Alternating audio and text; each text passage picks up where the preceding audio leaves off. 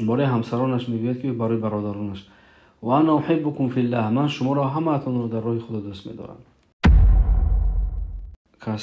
کسانی که از شما اگر همسر داشته باشد، یک بار برای همسر از برای خدا در چهرهش بگو که من تو را از برای خدا دوست می‌دارم، چقدر سرور و خوشبختی در قلب اون زن داخل می شود. یک بار تجربه کنید.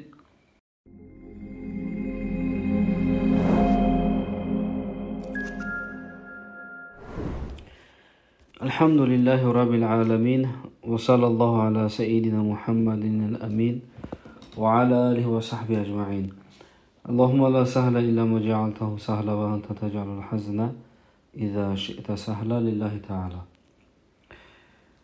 ما الحمدلله در صدد بیان کردن کتابی بیت عامر خانه بخت هستیم و امروز شروع میکنیم عنوان جدید را که نام دارد اینی احبک، من تو را دوست می‌دارم.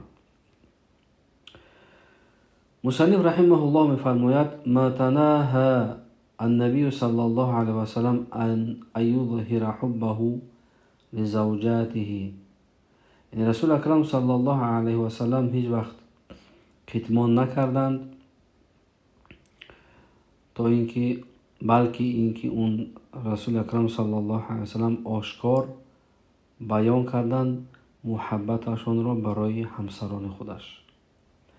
بل اوصى اصحابه بذلك ایضا، بل اینکه رسول اکرم صلی الله علیه و سلم وصیت و نصیحت کردند اصحاب بزرگ را بر محبت داشتن بر همسرای خود. فقد ورد في الحديث ان رسول صلی الله علیه و سلم قال، در حدیث مبارک روایت است که رسول اکرم علیه السلام گفتند اذا احب احدكم اخاه فليعلمه، اگر کسی از شما اگر دوست دارد برادر خودش را، یعنی برادر اسلامیش را، پس باید اون را خبر بدهد که من تو را از برای خدا دوست می‌دارم.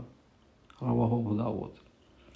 معنای این سخن رسول اکرم این است که لیقول له، اینکه برای اون برادرش بگوید که اینی احبک فی الله، من تو را از برای خداوند دوست می‌دارم، یعنی در راه خدا من تو را دوست می‌دارم.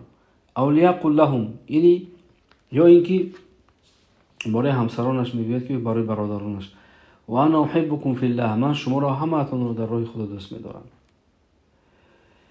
فكيف زوجته شريكته في افراحه و احزانه و قرینته فی بیته، پس میگوید وقتی که رسول اکرم گفتند برادرت رو، یعنی برادر اسلامیت رو خبر بده که تو دوستش می‌داری، پس چگونه همسر خود را اون دوست ندارد این سخن رو نگوید؟ برعکس باید همسر خود را بیشتر و بالاتر این سخن را بگوید.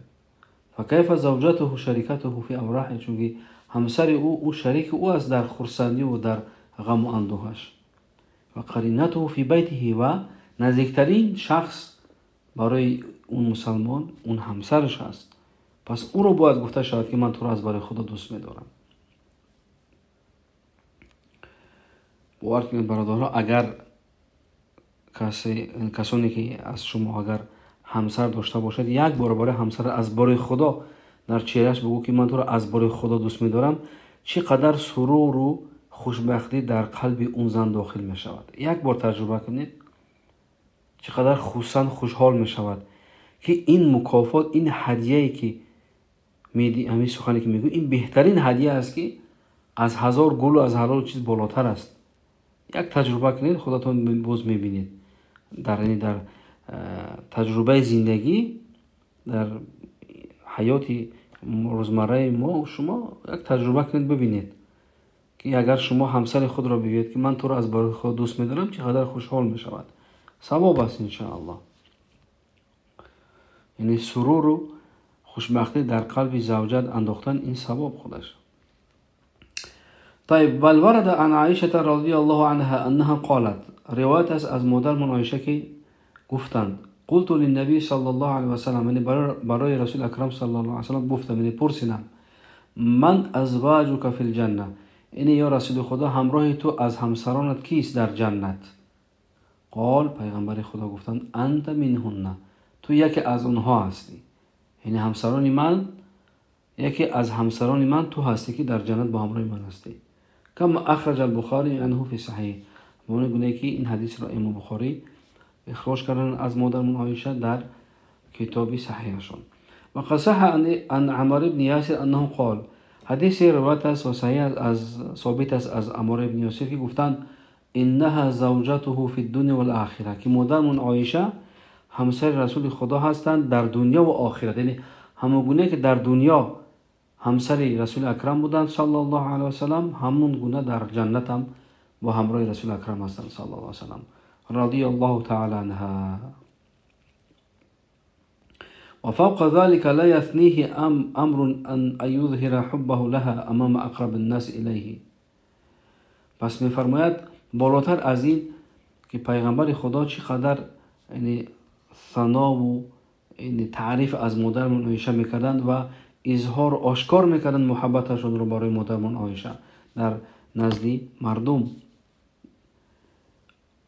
فقد ورد ان عایشه قالت، روایت است از مادرمون عایشه که میفرماید ارسل ازواج النبی صلی الله علیه و سلم فاطمه بنت رسول الله صلی الله علیه و سلم.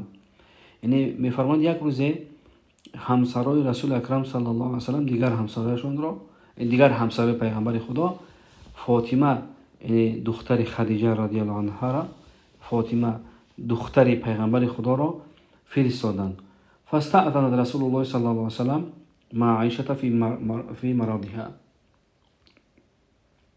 فاذن لها. پس اون یعنی دخترش یعنی فاطمه اجازت پرسیدن پیغمبر خدا را صلی الله علیه و سلم را که همون وقت رسول اکرم صلی الله علیه و سلم در خانه مادرمون عایشه بودند، در حالت بیماری بودند. فاذن لها، پس رسول اکرم صلی الله علیه و سلم اجازه دادن برای فاطمه. فدخلت فقالت، پس داخل شد دختر مبارکشان یعنی فاطمه رضی الله عنها و گفتن یعنی پرسیدن از رسول اکرم یا رسول الله ان ازواجک ارسلننی الیک، یعنی گفتن یا رسول خدا این همسرهای تو مرا فرستادن به سوی برای طرف تو. یسألنک العدل بابنت ابی قحافه، یعنی از تو عدل میپرسند، عدالت کن با دختر ابی قحافه. دختر ابی قحافه یعنی یکی از کنیه حضرت ابوبکر صدیق است. ابی قحافه کنیه ابوبکر صدیق یعنی مادرمون عایشه. فقال رسول الله صلی الله علیه وسلم ای بنیتو الیس تحبین ما احب، بله او دخترم آیا تو دوست نمیداری آن چیزی که من دوست میدارم؟ قالت، در جواب مادر فاطمه گفتند بله یا رسول الله، برای رسول خدا. قال، پیغمبر خدا گفتند فحبی هذه لعایشه، پس تو این را دوست میدار برای عایشه. یعنی این حدیث بیانگر این است که رسول اکرم صلی الله علیه و سلم چقدر مادرمون عایشه را دوست می‌داشتند، یعنی محبتشان را نسبت به مادرمون عایشه اظهار و آشکار و بیان میکردن برای همه و برای نزدیکترین اشخاص که دختر خودشون فاطمه، در حدیثی که مخوندیم. و فی صحیح البخاری ان رسول الله صلی الله علیه و سلم بعث عمرو بن العاص على جيش ذات السلاسل. در صحیح بخاری میگه روایت است که رسول اکرم صلی الله علیه و سلم عمرو بن العاص فرستادند بر همچون سردار لشکر در جنگ ذات السلاسل.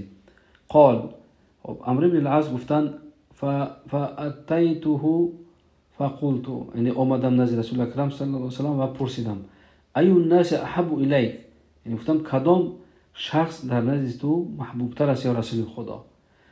رسول اکرم صلی الله علیه و سلم در جواب گفتند عایشه، یعنی عایشه محبوب تر است. قلت من الرجال، گفتم از مردها که محبوب تر است؟ قال، پیغمبر خدا در جواب گفتند ابوها، یعنی پدر عایشه یعنی ابوبکر صدیق. قلت ثم من، گفتم بعد از ابوبکر باز کی محبوب تر است به سوی تو یا رسول خدا؟ قال، رسول خدا صلی الله علیه و سلم در جواب گفتند عمر، بعد از ابوبکر عمر است. فعد رجالا، همین گونه رسول اکرم یک چند مرد را بعد از عمر رضی الله عنه خب یعنی نام گرفتن که بعد از عمر این است، فلان است، فلانی است. فسکت مخافتا ایجعلنی فی آخرهم، پس عمرو بن العاص میگه من سکوت کردم، ترسیدم این تویی که مرا در آخرشون نگرداند، اینی که مقصد نوم مرا هم نگیرد تو که من از آخر اونها باشه. این مقصد دیگر نپرسیدم رسول اکرم صلی الله علیه و سلم را. طيب فكانت محبة النبي ظاهرة لأم المؤمنين عائشة. پس محبت و یعنی دوستی پیغمبر خدا صلی الله علیه و سلم برای مادرمون عایشه آشکار و ظاهر بودند. ولقد تواتر هذا الامر لدى اصحاب رسول الله صلی الله علیه و سلم. پس این امر همین گونه تواتر یا پیدا کرده بود بین اصحاب رسول اکرم صلی الله علیه و سلم. یعنی صحابه همش میدونستند که پیغمبر خدا چقدر دوست داشتن می‌داشتن مادرمون عایشه را. لدرجه انه كان احدهم. پس تا اون درجه میگه بین اصحابه بود که وقتی که اصحابه اراد یهدی هدیه الى رسول الله صلی الله علیه و سلم، این اگر میخواست یک هدیه برای رسول اکرم صلی الله علیه و سلم اگر هدیه کند، تحرى بها یوم عایشه، کوشش میکردن که همین هدیه رو در روزی نوبت مادرمون عایشه بر رسول اکرم بدن، تا اینکه رسول اکرم صلی الله علیه و سلم این هدیه رو با مادرمون عایشه استفاده برن. این گونه صحابه ها یعنی منتظر میشدن اینکه محبتشون رو بیان میکردن. کیف لا، پس چگونه نه، و کان یسمونها حبیبه رسول الله صلی الله علیه و سلم. یعنی صحابه ها همشون مادرمون عایشه را حبیبه پیغمبر خدا میدونستند و میشماریدند و نام میبردند، یعنی دوست داشته شده پیغمبر خدا. فهی الحبیبه الغالیه علی قلب رسول الله. پس مادرمون عایشه بهترین شخص بودن که بالاترین شخص بودن که رسول الله بهترین مخلوق او را دوست می‌داشتند، پیغمبر خدا صلی الله علیه و سلم. التي فضلت على لسان النبي بفضائل عدیده. میگه مادرمون عایشه شخص بودن که نسبت به دیگر همسرای پیغمبر خدا فضیلتشون بالاتر بودند. منها، یک از همون فضیلت ها این است که ان رسول الله صلی الله علیه و سلم مرض فی بیتها. اولی میدید که پیغمبر خدا بیمار شدند، یعنی بیماری همون مرگشون در خانه مادرمون عایشه بودند. و مات بین سحرها. و رسول اکرم صلی الله علیه و سلم جان باختند، یعنی جانشون گرفته شد که در حالی که در آغوش مادرمون عایشه بودند. و فی یومها و نحرها و فی یومها، در نوبتشون بودند، در روز نوبتشون بودند. و دفن فی حجرتها، و در همون خانه مادرمون عایشه رسول اکرم صلی الله علیه و سلم دفن شدند زیر خاک. پس مصنف میفرماید، میگوید انظروا الی عظیم هذه الفضائل. پس ببینید آیا برادران چقدر این فضیلت بزرگ است. التي خصت بها سیدتنا عایشه رضی الله عنها و ارضاها. همون فضیلتی که خاص داده شده است، این فضیلت برای مادرمون، فقط برای مادرمون عایشه رضی الله تعالی عنها. فقد روى البخاری و مسلم. روایت است، روایت امام بخاری و مسلم که لما ثقل رسول الله صلی الله علیه و سلم فی مرضه الذي توفی فیه. وقتی که میفرماید رسول اکرم صلی الله علیه و سلم یعنی حالشون وزنین شدن در همون بیماری که به سبب همون بیماری از اون گذشتن، قال، گفتن این، یعنی پیغمبر خدا میپرسیدن این انا غدا، قالوا عند فلان. میگفتن که فردا من نزدیکی هستم، مراد نزد همسراش، نزد کدام همسرش هستن فردا؟ در جواب میگفتن که فلان، نزد فلانی هستی. قال این انا بعد غد. باز میپرسن پیغمبر خدا پس فرداش نزدیکی هستم. قالوا عند فلان. میگفتن نزد فلان همسرتان. قال فعرف ازواجه. راوی حدیث میگوید که یعنی همسرای رسول اکرم صلی الله علیه و سلم فهمیدن و دونستن که انه یرید عایشه رضی الله عنها. یعنی پیغمبر خدا وقتی که سوال میکردن فردا من نزدیکی هستم و پس فردا نزدیکی هستم، یعنی از همسراشون فهمیدن که میخواهد که نزد عایشه باشد رضی الله تعالی عنها. فقلنا. پس تمام همسرای رسول اکرم گفتن که یا رسول الله، ای رسول خدا، قد وهبنا ایامنا لاختنا عایشه. ما نوبت‌هایمان را بخشیدیم برای خواهرمون عایشه. حدیث صحیح متفق علی صحته. حدیث صحیح است، این متفق است در صحت این حدیث. خلاص اینکه پیغمبر خدا صلی الله علیه و سلم چقدر محبت داشتن بر مادر عایشه که تا حتی در آخر حیاتشون میخواستن که آخر روزهای همون زندگیشون با مادرمون عایشه باشند. فسهلت علیه تمرضه و حانت لحظة الرحیل. یعنی مادرمون عایشه شب زنده‌داری میکردن، نگهبانی پیغمبر خدا بودن در حالت همون بیماریشون. و حانت لحظة الرحیل و رأسه صلی الله علیه و سلم فی حجرها. وقتی که آخرین لحظه سفر پیغمبر خدا بودن از این دنیا، یعنی آخرین لحظه موتشون بودن که سر مبارکشون صلی الله علیه و سلم در آغوش مادرمون عایشه بودن، در بالای همون زانوهاشون در آغوش مادرمون عایشه بودن. قالت عایشه تصف هذه اللحظه. مادرمون عایشه یعنی حکایه میکنه، نقل میکند، وصف میکنه همین آخرین لحظه را. میگوید که مادرمون عایشه نقل میکنه، میگوید این من نعم الله علی، یکی از نعمت هایی که خداوند بر من عطا فرمود میگوید این است که ان رسول الله صلی الله علیه و سلم توفی فی بیتی. بهترین نعمتی خداوند نعمتی را بر من عطا کرده است، این نعمتی است که یعنی رسول اکرم صلی الله علیه و سلم در خانه من وفات کردند و فی یومی و در نوبت من وفات کردند و بین سحری و نحری و در آغوش من وفات کردند، یعنی در بالای زانوی مادرمون عایشه. و ان الله جمع بین ریقه و ریقی عند موته.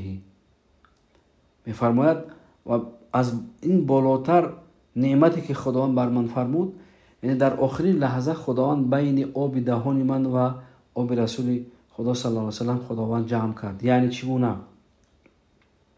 میفرماید دخل علی عبدالرحمن، یعنی رسول اکرم صلی الله علیه و سلم در حالت بیماری بودند که یک روز عبدالرحمن داخل شد و بیده سواک، که در دستش مسواک بودند عبدالرحمن ابن عوف. و انا مسندت رسول الله صلی الله علیه و سلم. میفرماید که من یعنی پیغمبر خدا را می داشتم و پیغمبر خدا صلی الله علیه و سلم بر من تکیه زده بودند. فرأیته ینظر الیه، پس دیدم که پیغمبر خدا صلی الله علیه و سلم نگاه میکردن به سوی عبدالرحمن ابن عوف. و عرفت انه یحب السواک، و فهمیدم و دانستم که پیغمبر خدا صلی الله علیه و سلم میخواهد که سواک بزند دندانهایش، یعنی مسواک بزند، یعنی استفاده برد همون مسواک چوب را. فقلت، مادرم عایشه میگوید که اخذه لک، گفتم یا رسول خدا الان برای تو من مسواک میگیرم، مثلا مسواک خودش را. فاشار برأسه، پیغمبر خدا با سرشون اشاره کرده که بله. ای نعم. فتناولته فاشتد علیه، پس میفرماید مادرم عایشه که من مسواک را در دست رسول اکرم صلی الله علیه و سلم دادم و دیدم که برای پیغمبر خدا کمی مشکل است مسواک زدن، یعنی فاشتد علیه وجعه، یعنی همون خویدن همون مسواک ترک کردنش کمی مشقت کشیدن پیغمبر خدا. و قلت علینه لک فاشار برأسه ای نعم. پس گفتم یا رسول خدا آیا این مسواک را برای تو من نرم و آسوده کنم؟ پیغمبر خدا با سرشان جواب گفتن که بله. فلینته فامره، پس من مسواک را گرفتم از دست رسول خدا صلی الله علیه و سلم، در دهانم خویدم، یعنی ملایم کردم و بر رسول اکرم صلی الله علیه و سلم دادم. همین است معنای سخن مادرم عایشه که در آخرین لحظه آب دهان ما را خداوند با آب دهان رسول اکرم صلی الله علیه و سلم جمع کردن، یعنی یک جو کردن. و دفن صلی الله علیه و سلم حیث قبض فی بیتها، این بهترین نعمت اینه که پیغمبر خدا صلی الله علیه و سلم دفن شدن در همون جایی که روحشون گرفته شده، در خانه مادرمون عایشه. توفی عنها رسول الله و هی بنت 18 سنه. رسول اکرم صلی الله علیه و سلم وقتی که از دنیا گذشتند مادرمون عایشه فقط 18 سال داشتند. و کانت من افقه النساء و اعلمهم، در همین سن 18 سالشون از فقیه ترین زنها و از عالم ترین زنهای همون زمان خود بودند مادرمون عایشه. و عایشه بعده تعلم الرجال و النساء، و بعد از وفات رسول اکرم صلی الله علیه و سلم مادرمون عایشه بسیار مردها و زنها را تعلیم دادند، یعنی صحابه ها و زنهای صحابه ها را. الى ان وفتح المنیه فی 66 من عمرها، مگر اینکه یعنی حیاتشون تمام شد در سن 66 سالگیشان. در عمرشون 66 ساله شدن. از اینو گذشتن مادام عایشه. فی لیلة الثلاثاء در شب سه شنبه لسبع ماضین من رمضان در هفتم روزی ماه رمضان سنة 57 من الهجره در سال 57 هجری. این در سال 57 هجری در سن 66 سالگی در شب سه شنبه، مقصد روز دوشنبه بیگاه شب سه شنبه هفتم ماه رمضان مادام عایشه از دنیا گذشتند. رحمک الله یا ام المؤمنین عایشه. خداوند تو رحمت کند یا مادر مؤمنان عایشه، رحمتا واسعه، رحمت واسع. و جمعنا و ایاک فی الفردوس الاعلی. خداوند ما و تو را یا مادر عایشه در جنت در فردوس اعلی خداوند ما را جمع آوری کند. انه علی ما یشاء قدیر و بعباده لطیف خبیر. این دعا است که خداوند بر هر چی که بخواهد قادر است و بر بنده هایش خداوند لطیف و خبیر است. الرسول ما مات فی بیت زوجه من ازواجه سوى عایشه. ببینید میگوید این نعمت رو که بهترین نعمتی که پیغمبر خدا صلی الله علیه و سلم وفات نکردند مگر اینکه در خانه مادر عایشه، یعنی در خانه مادر عایشه وفات کردند. بل مات فی بیتها، در خانه مادر عایشه وفات کردند. لان الله تعالی كتب لها الحظ العظیم، چون که خداوند این نعمت بزرگ را بر مادر عایشه نوشته بود، یعنی تقدیر کرده بود. كان تحته عند وفاته 9 من النساء. در وقتی وفاتش رسول اکرم صلی الله علیه و سلم یعنی 9 در عموم 9 همسر داشتند. 9 همسر که یک از آنها مادر عایشه بود. ما جعل الله تعالی وفاته في بيت حفصه بيت عمر ولا في بيت رمله ولا ام حبیب ولا غیرهن الا في بيت عایشه. یعنی خداوند وفات پیغمبر خدا را در خانه حفصه دختر عمر و در خانه رمله و در خانه ام حبیبه و دیگر از همسرایشان نگردانید مگر اینکه در خانه مادرمون عایشه. الله تعالی اکرمها فضلها شرفها بان جعلها افقه امرأة على الاطلاق. در عموم اگر بگیریم خداوند اکرام کرده است، فضیلت بخشیده است و شرف داده است مادرمون عایشه را، به اینکه مادرمون عایشه در همین سینی کم ساله بودنش، یعنی 18 ساله بودنش، فقیه ترین زن بودن. در مطلق فقیه ترین زن بودن. ما خلق الله تعالی امرأة افقه من عایشه. هیچ زنی را خداوند فقیه تر از عایشه خلق نکرده بود در همون زمان. یعنی چون که مادرمون عایشه مباشرتاً احکام شریعت را از رسول اکرم صلی الله علیه و سلم میپرسیدند و میشنویدند. پس مصنف میگوید لما کل هذا الفضل و هذا الشرف و هذا الكرم. برای چی همه این فضل و این شرف و این کرم؟ برای چی؟ برای اینکه لانها كانت محبت حقیقیه. چون که مادرمون عایشه یعنی محبوب حقیقی بودن برای پیغمبر خدا صلی الله علیه و سلم. كانت صافیه المحبه لرسول الله صلی الله علیه و سلم. یعنی محبت مادرمون عایشه و پیغمبرمون برای مادرمون عایشه این صاف و پاک بودن صلی الله علیه و سلم. احبت الرسول لله. رسول اکرم صلی الله علیه و سلم دوست داشتن مادرمون عایشه را از برای خدا و همچنین مادرمون عایشه از برای خدا رسول اکرم صلی الله علیه و سلم را دوست می داشتن. ببینید خداوند چقدر فضل و کرم بخشیده بود به مادرمون عایشه رضی الله تعالی عنها. ان شاء الله در همینجا توقف میکنیم. این درس رو میخواهم دو تقسیم کنم تا اینکه طولانی نشود. ان شاء الله درس بعدی ما ادامه میدیم.